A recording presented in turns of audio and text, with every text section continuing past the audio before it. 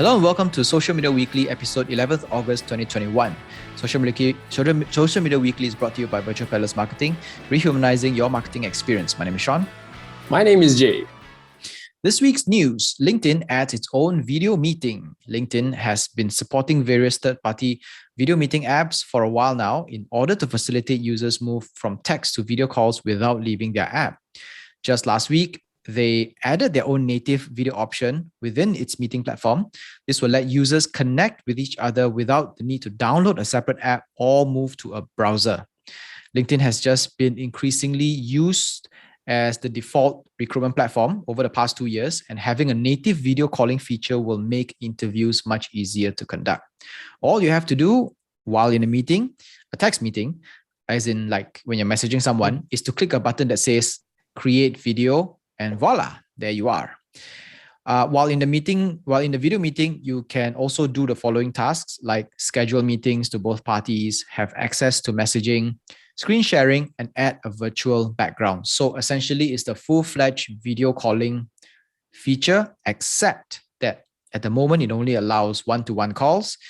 LinkedIn says that it will expand to include more parties very soon. This is wow. Okay. So at least right now, when I connect to someone, I don't need to just be his connection. I actually can really intimately connect with this individual. Yeah. So it has a lot to do with recruitment. It's like, for example, if we want to interview someone from LinkedIn, right? We don't have to say, let's take this to Zoom or let's take this to Teams or somewhere else, right? You just hit a button and you straight away bring up the native video app.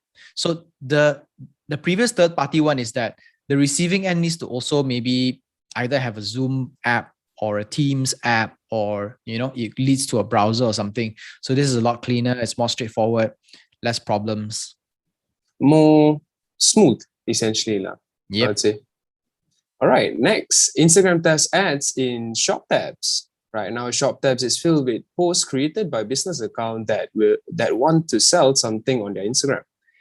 And they are following a typical algorithm of promoting products they think you like based on accounts you follow, your interests, and other fine-tuned behavioral things Instagram knows about us that we do not know about ourselves. Instagram now is testing bringing ads to Shop tabs, because think about it, why not? That's where you're going to purchase product. I think ads will be utilized fully there, especially. Brands using ads will be able to make products more visible and hopefully generate some sales. What do you think about this, Sean? I think it's good. I think from the branding perspective and from the business perspective, Instagram has always wanted to be the shopping platform. And right now, the shopping tab, if you explore the shopping tab, it's just based on things that it thinks you like. Right? Very true. I think having an advertisement section will help brands that want to be seen push itself up in terms of visibility, and because it's focused in shopping stuff, so these ads are only focused in selling products, and they are more specialized, and people there are also actually already have the intention of shopping or window shopping for something, so the chances of them converting is a lot higher. Yeah, just imagine though, like even for me, there's few times that I've came across with Instagram ads. Just on their stories as well. I have purchased some certain items there, which sometimes I feel which is not really functional, but it's just that I want it, But then I think just imagine if you start putting ads on the shop tab. Well, I have to watch my pocket. Then I really gotta watch my pocket. At the very least, even if you don't buy, at least they exist. So that's gotta count for something. Yeah, very true. Next up, TikTok tests stories format. Every social platform has stories, and Twitter just got rid of theirs, called Fleets, and Fleet just fleeted away. Bye-bye, TikTok also wants to know if stories will work on its platform. Some accounts that have access will see a little side tab on the left side of the TikTok screen, which includes a dedicated create button to create stories using the camera. So it's pretty straightforward. Everybody already know what stories is. It's a 24-hour thing. It will disappear after 24 hours. But there are a few reasons, I think we talked about this before, right? There are a few reasons that we think why stories may not work on TikTok. The first is that TikTok is in itself already a vertical short video format, 15, 30 seconds. So that is what stories essentially is. Second is that TikTok's screen layout has already been optimized for full screen viewing. Yep. I think adding the stories bubble and putting a little side deck somewhere, it kind of takes away of that whole experience. And this is the kind of experience TikTok already have, the kind of full screen attention experience that Instagram wants to emulate, Instagram wants to steal. And TikTok adding more things onto its screen will kind of take away what it has that is going right for them. Do you think TikTok will be the next Twitter as well? They might remove their stories. I'm pretty sure. I think so, because, well, this is just me from an uneducated, this is my uneducated guess, right? I think TikTok works well as it is. The problem with having a very good MVP is that whatever you have works so well that you can't bring anything else in it. At least things that are not novel, right? Stories is not a novel platform. It's not a novel format. And I think TikTok is essentially an evolution of stories. TikTok can actually add disappearing TikToks into their content instead of introducing stories.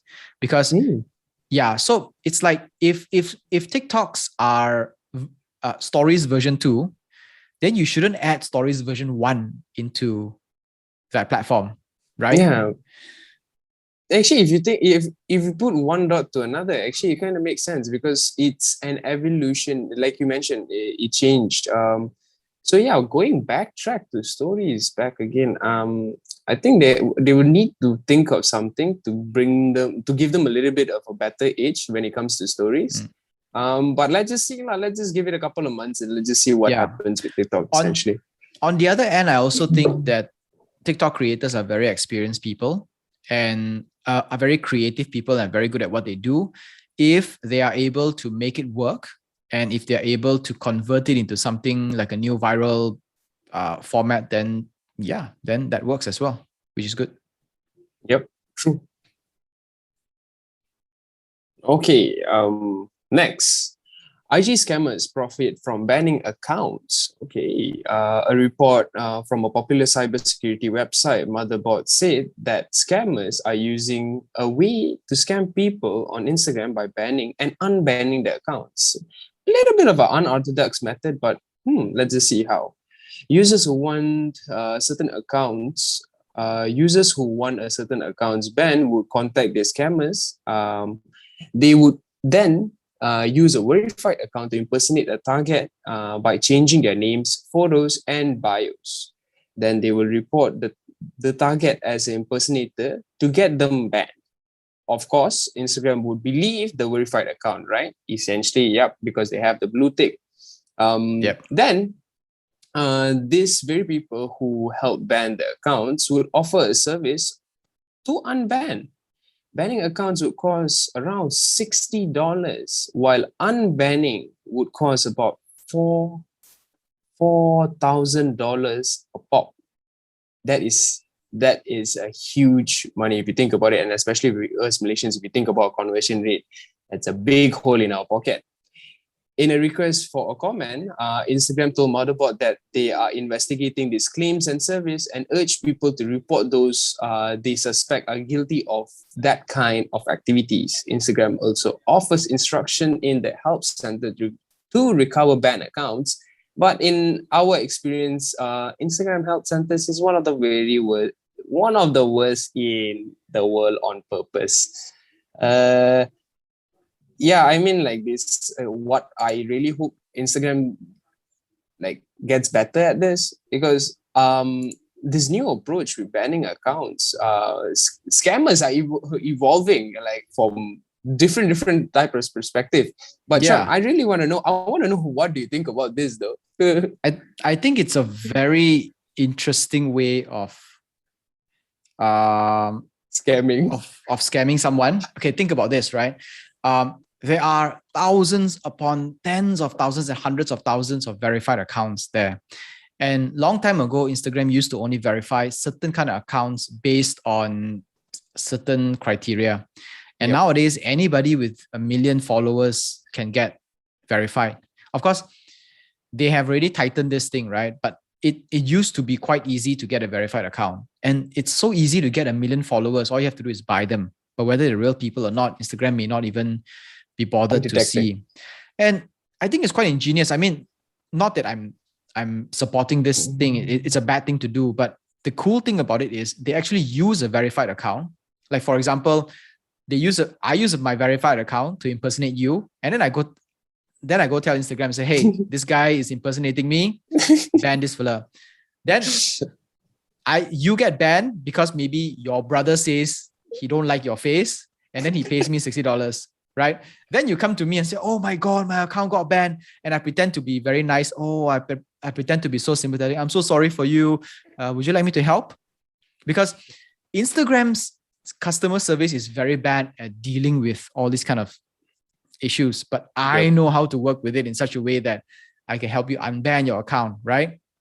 Then I said, yeah, I can help you out. I usually charge about 10,000, but since your face so nice, I'll do it for you at 4 lah. Then you pay me 4,000. Then you pay me 4,000, and then I'll get it unbanned from you, and I earn both ways. Yeah, I mean, like, essentially you earn about 4,060 bucks. I mean, like, $60 probably pocket money extra, but still, those are big money. And this is what we know. You see, just essentially just imagine what if people that we do not know would have actually experienced this, and maybe not 4,000, maybe even more. I mean, like, it's scary because, like, you see how Instagram works right now. We have pictures of families, family members, the things that we do, the place that we stay, and like, having all this kind of scammers, it's a bit scary, I would say. But I swear upon God, you gotta give them props. It's creative. It is. You gotta give them big props, you know? It is very creative what they're doing. So for everyone out there, if you find yourself being banned, Instagram says you should not look for all these people, third parties, to help unban your accounts, because chances are they are the ones that got your accounts banned in the first place. And secondly, they say that you should go to their help center and try to recover their accounts. Tough luck there, because Instagram is not very good at dealing with customer service. They are the worst in customer service, and it's on purpose. So yeah, you're stuck between a rock and a hard place. All I can say for our viewers out there, if you do experience this, all I can say is pray hard enough to actually get out of this. Next up, Twitter testing feature that removes followers. Normal Twitter users can already remove followers from their list. All they have to do is first block them, and then they'll automatically remove them from the list and unblock them, so that it makes it less obvious that you don't want them around. So then, if they come and say, hey, how come I'm not following you on Twitter anymore? And you can blame it on Twitter's, oh, maybe it's their system, maybe something happened, but you actually don't want them following you. Yep. So this feature, this new feature that will allow us to remove followers is actually a simpler one-step approach instead of doing 2 steps. So for normal users, it's something that, we can deal with it. We can use the older method, but this new one makes it a little more convenient. But for brands, though, this is very useful, because brands are looking at, like, maybe they need to cull hundreds and hundreds of followers per week or per month. There will always be followers who brands know will never be buyers and don't fit into the target audience that they want. Removing followers will let brands gain more accurate metrics from potential buyers and also create a more accurate lookalike audience for ads.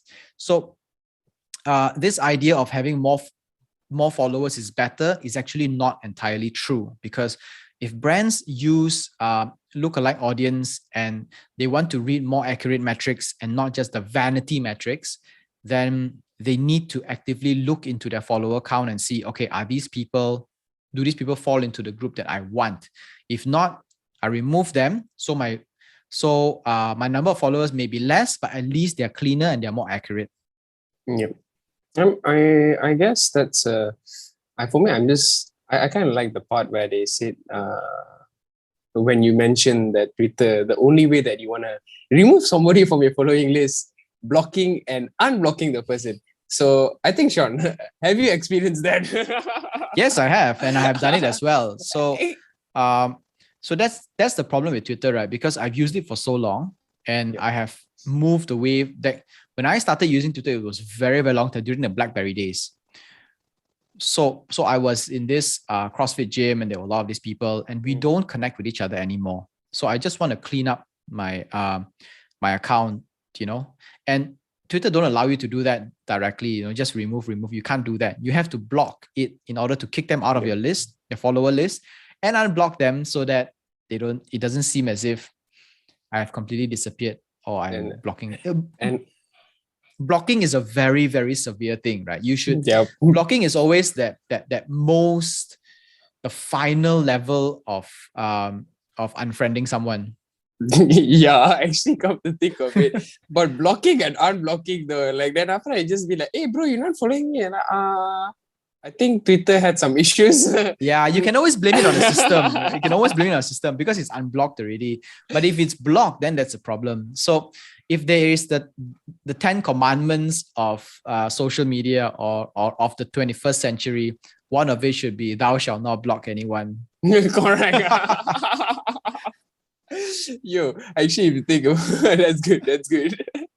But then I like that one more thing that you mentioned, that removing all of these followers, actually, it gives brands, essentially, let's just say they're looking for influencers, they want to know who are their main target audience. They can actually do more thorough research on it, essentially. And also as, let's just say I'm an influencer and I want to cater to a certain target market. So I can just remove those unnecessary accounts that are actually following me. So in a sense that maybe it would help boost my algorithm to cater to the right audience. Yeah, definitely. I think that's a very good approach though. Yeah, because on all social media platforms, right, there will always be followers who you check their accounts, they maybe have like 0 posts. Yep. They follow 1,000 people and nobody follows them. Those are very clearly fake accounts, right? And you don't need those accounts because they will never buy from you because chances are they're not even real people. Yep, true. Yep. Very true. All right, folks, that's all for Social Media Weekly this week. Social Media Weekly podcast is available on Anchor FM, Google Podcasts, Apple Podcasts, Spotify, and more. Our full videos are available on YouTube, and we post bits and clips on Instagram and Facebook. If you like Social Media Weekly, it would really help if you could rate and review it on the podcast video of your choice and on YouTube, so more can discover it. Social Media Weekly is constantly on the lookout for a regular co-host to help us bring some depth to the show. If you're interested, simply drop us an email at Shawn, SHAWN, at virtualpeddlers.com. This is Social Media Weekly, episode 11 August 2021. My name is Shawn. My name is Jay, and see you guys next week. Bye-bye.